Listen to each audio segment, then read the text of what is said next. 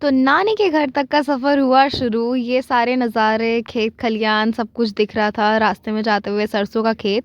हम लोग पहुँचे और मेरे सारे कज़िन्स ने धावा बोल दिया। हम लोग एक रूम में बैठ के सारा पूरा साल भर क्या हुआ बात कर रहे थे। फिर रात हो गई और रात को इट्स अ मैंडेटरी, जब कज़िन्स के साथ हो तो एक हॉरर मूवी रात को देखना तो बनता ही है। नेक्स्ट डे हुआ। Next day was new year and also मेरी कज़िन का बर्थडे था। Hi guys, happy new year, may God bless you all. बोलो तुम भी कुछ। Happy new year.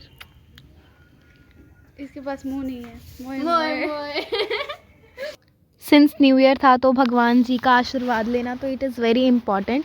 तो वहाँ पर एक देवी मैया है, मतलब उस मतलब ऐसे गांव की रीजनल देवी मैया है। हम लोग उनके स्थान पर गए। पूरा गांव क्रॉस करके जाना होता है। इतने सुंदर सुंदर जानवर, भेड़, बकरियाँ, इतनी छोटी छोटी बकरियाँ, और उनको घर का कपड़ा पहना रखा था। इतनी सुंदर लग रही थी। गाय वगैरह सब कुछ देखते, मिलते, गाते, घूमते झूमते हम सारे कज़न्स पहुँचे देवी मैया के स्थान पर।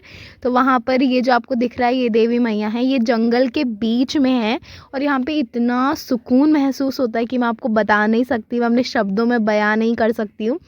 ऐसा माना जाता है कि इन देवी मैया का कोई मंदिर नहीं है। ऐसा इसलिए क्योंकि बहुत लोगों ने कोशिश किया मंदिर बनाने का, बट ऐसा पॉसिबल नहीं हो पाया। उनको ओपन में रहना पसंद है। फिर वहाँ पे मैंने जल चढ़ाया। कपूर जलाना वहाँ पे एक रिचुअल है, तो वहाँ पे मैंने जल चढ़ाया, कपूर वगैरह जलाया।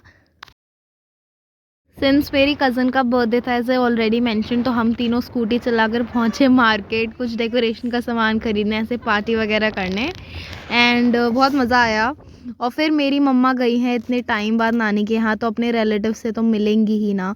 तो वहाँ पर मैं उनकी एक रिलेटिव थी, उनको दिखा रही थी कि उनके घर में पान का पत्ता उगा हुआ है। ऐसे बातचीत जगह जगह घूम घाम के मेरी मम्मी बहुत मज़ा आता है उनको, और मुझे बहुत ज़्यादा मज़ा आता है। इतने टाइम बाद सारे रिलेटिव से मिलना होता है तो अच्छा लगता है। और फिर ये हम लोग बर्थडे की डेकोरेशन करते हुए, बलून्स लगाते हुए, बैनर लगाते हुए।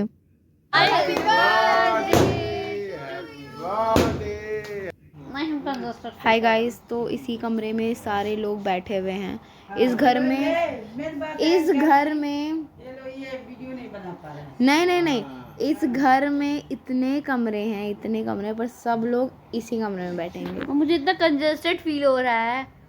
ये पूरा ऐसा लग रहा है पूरा खानदान एक ही जगह बैठ गया है। चलो नानी उठ के चली गई। नानी इतना बुरा नहीं मानना था।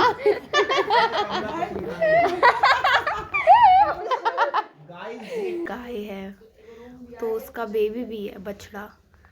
देखो कितना प्यारा है, कितना प्यारा, मगर इतना क्यूट लगता है। ये कुछ कहता भी नहीं है, he is so silent. I love him. So that was me playing with the काफ। मेरी नानी के घर गाय है और उसका एक बहुत क्यूट बेबी है, तो मैं उसी के साथ खेलती हूँ हर सुबह।